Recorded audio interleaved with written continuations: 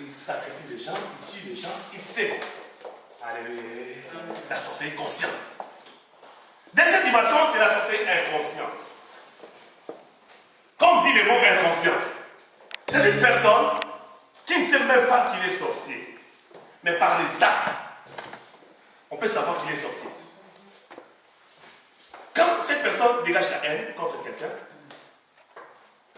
ça montre que c'est un signe de la sorcellerie. Quand cette personne commet l'adultère, l'impudicité, la fornication, ça montre que c'est la sorcellerie. Quand une personne n'aime pas son prochain, c'est la sorcellerie.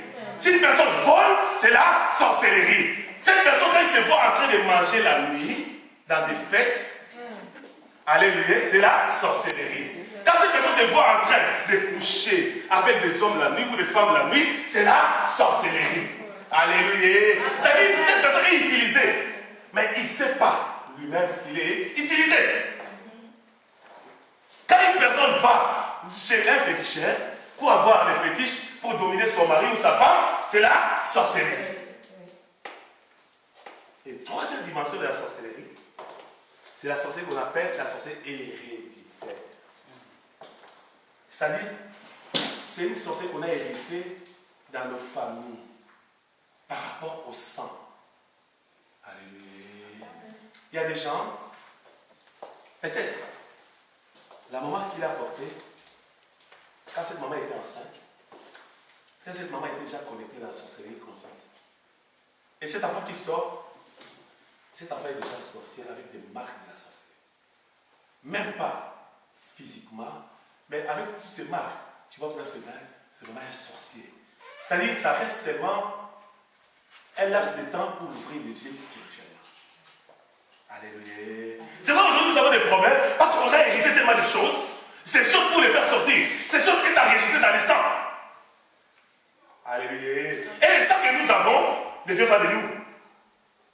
C'est ça qui vient de nos parents, des arrière-grands-parents, des arrière-arrière-grands-parents. Mais qu'est-ce que ces grands-parents ont fait?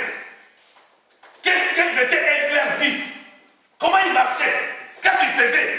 Alléluia. C'est à cause d'eux qu'aujourd'hui nous souffrons. Yes. C'est la vérité. C'est à cause d'eux que nous souffrons. Alléluia. Amen. Je vais maintenant expliquer comment l'organisation de la sorcellerie se présente.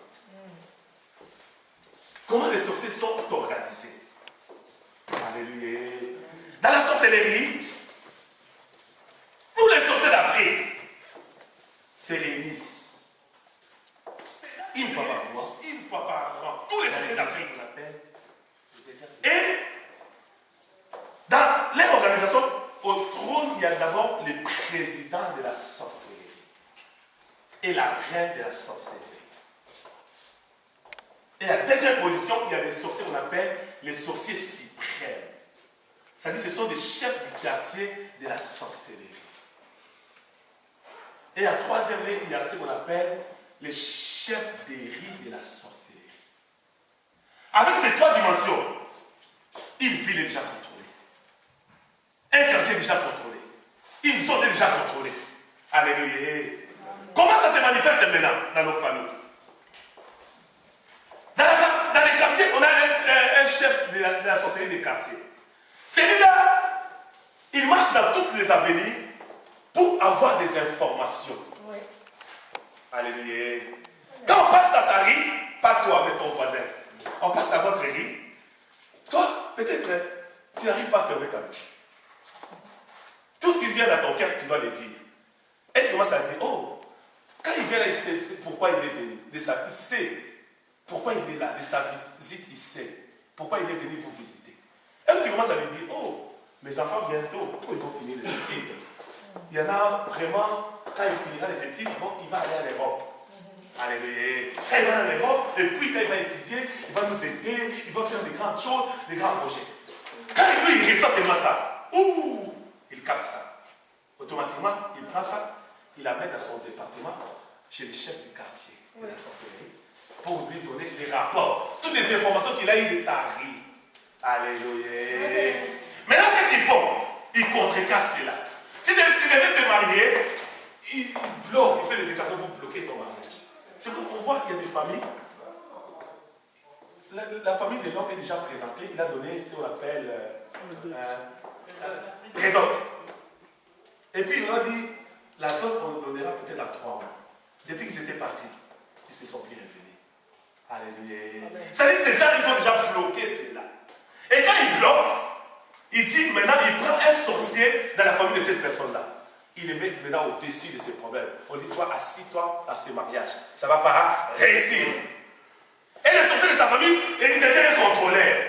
Il contrôle tout. Tout est le mouvement. Tout ce que tu veux faire, il te contrôle. C'est pourquoi il y a des gens, quand ils quittent seulement leur maison pour aller prier, il y a des problèmes. Les gens ne prient pas. Pourquoi tu pries? Dans notre famille, on ne prie pas. Reste ici. Je préfère que tu ailles aux catholiques. Pas dans les églises des rebelles. Alléluia. Tu crois que ces agissements, c'est pour rien? Parce que ça, quand tu vas à l'église, tu vas sortir dans l'air prison. Alléluia. Tu vas sortir dans l'air prison. Est-ce que vous me comprenez? Tu vas sortir dans l'air prison. Il y a des familles. Dans leur maison, il y a des chambres qu'on ne peut pas accéder. Non. Cette chambre, alléluia, c'est ma chambre. Je permets à personne d'y rentrer. Alléluia. Mais pourquoi on ne peut pas accéder à cette chambre? Qu'est-ce qu'il y a dans cette chambre? Alléluia. C'est l'autel de la sorcellerie. C'est là où il fait ses projections astrales. C'est là où se trouvent tous les instruments qu'il utilise. C'est là où on vend la vie des gens. C'est là où on contrôle la vie des gens. C'est là où on bloque la vie des gens. Alléluia. Mais toi, tu ne tiens pas. Tu viens à l'église pour chercher la délivrance. Donner un coup de sifflet. Quand il siffle, il appelle tous les sorciers inconscients pour les rejoindre. Alléluia. Comme ça, quand il vient, il transforme à ces sorciers inconscients-là comme des chevaux pour les transporter dans le monde parallèle. Alléluia. C'est pourquoi il y a des gens, quand ils dorment, ils n'ont rien fait, mais ils ont toujours mal au dos. Des courbatures, mal au dos partout. Alléluia. Est-ce que tu sais d'où vient ce mal au dos? Est-ce que tu sais d'où vient ce mal au dos? Il y a des gens, et dans cette fête, quand on les transporte, des fois, quand ils font les réunions, et puis ils veulent se réjouir, et ils prennent une sorcière consciente, on prend sa tête, on les transforme en balle, on commence à faire le football. Dans le monde des ténèbres, on joue avec ta tête, football avec ta tête, alléluia. Oh, c'est-à-dire les diables bafouent les corps humains, ils bafouent l'homme, parce que l'homme, les diables ont été rejetés à cause de l'homme. On a chassé le diable à cause de l'homme. C'est pourquoi il a dit, je ne laisserai pas l'homme. L'homme ne prospérera jamais. L'homme va être limité, bloqué pour revenir vers moi par les magiciens, par les marabouts, pour chercher la solution. Le diable n'a pas la solution. Il n'a pas la solution, il ne fait que maudire. Des fois, dans les camps du diable, il n'y a que la malédiction, il n'y a que la mort, il n'y a que sa respiration bizarre. Yes. Alléluia. Quand tu te réveilles le matin, toi tu les vois comme un rêve. Quand on a joué avec ta tête, des mots de tête extraordinaires, qui ne finit pas. Qui ne finit pas. Alléluia. Dans cette fête, qu'elles se réjouissent, il peut prendre la jambe de quelqu'un. Ça devait être une guitare. Comme ça joue avec guitare. C'est vrai, il y a des gens qui ont du mal au pied, qui ne finit pas. Des mal au pied, des blessures qui ne finissent pas. Ça peut se cicatriser et puis ça revient. Alléluia. Le diable est méchant. Tu ne laisseras pas le diable coloniser ta vie. C'est pourquoi il faut atteindre un niveau où quand il vient t'attaquer, qu'il ne trouve rien de lui chez toi. Alléluia. Ce qui nous donne la faiblesse devant lui, c'est ses êtres. Les démons ne chassent pas les démons. Alléluia. Si tu as, par exemple, un démon de mensonge, est-ce que tu crois que tu vas chasser les démons de haine? Non. C'est-à-dire, l'église doit s'élever pour dire tout ce que le diable a à moi. Aujourd'hui, je les refuse. Rien du diable ne restera dans ma vie. Si tu décides de dire ma vie, je dois la mettre en ordre. Je dois marcher dans la crainte et dans l'obéissance de la parole. C'est la crainte de Dieu qui donne le pouvoir, la puissance pour combattre les diables. C'est pourquoi la Bible dit, je vous ai donné le pouvoir de marcher sur les serpents, sur les scorpions. Je vous ai rassuré que rien ne pourra vous nuire. Il y a des gens qui exercent ce pouvoir. vois, ça ne marche pas. Parce qu'il y a des péchés. Alléluia. Parce qu'il y a des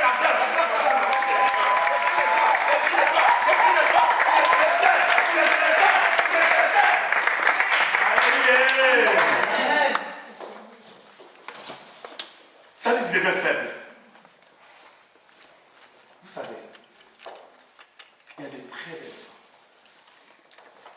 Quand cette femme marche, les gens tombent. Les gens font des crises. Ah, c'est vraiment une très belle femme. Mais tu vois, cette très belle femme, quand tu les regardes spirituellement, tu vois un masque de vieillesse. Alléluia. Et pour comprendre ces dames-là, spirituellement, tu vas voir, ils changent de fiancé. Ils sont avec ces mecs. Puis un temps, ça marche. Ils font un enfant. Et puis les titres fouillent. Et pas avoir un autre. Pas avoir un autre. Alléluia. Qu'est-ce qu'il y a dans ton visage? Qu'est-ce que la sorcière a fait? Qu'est-ce qu'on a vendu dans ta vie? Qu'est-ce qu'on a vendu dans tes affaires? Qu'est-ce qu'on a vendu dans tes projets? Pourquoi ta vie a été manipulée? Qui manipule ta vie? Vous savez, la délivrance commence quand on découvre celui qui te fait du mal. Quand tu découvres, oh, la solution est déjà là. C'est bien qu'il faut découvrir qui est à la base de ton problème. Qui est à la base de ton problème? Il y a des gens qu'on a mis dans des prisons. Dans des prisons. Il y en a qui sont dans des prisons, peut-être des ronds-points. On l'a placé dans un rond-point. Il tourne seulement, spirituellement. Physiquement, je te vois ici, mais spirituellement, ton esprit a été déjà emprisonné dans un rond-point. Et ces gens-là, ce sont des vagabonds spirituels. Même dans leur formation, dans leur vie sur terre, il fait ça, ça marche pas, il reste. Il fait ça, il ne sait pas, il s'embrouille. Alléluia, c'est très vicieux. Alléluia. Tu fais ça, oh ça marche pas, j'arrête. Même si c'est difficile, tu ne peux pas arrêter. Alléluia. À moins que Dieu t'oriente pour une chose, une autre. Mais si c'est difficile, tu dis que c'est difficile, j'arrête. Non. Il faut toujours foncer. Alléluia.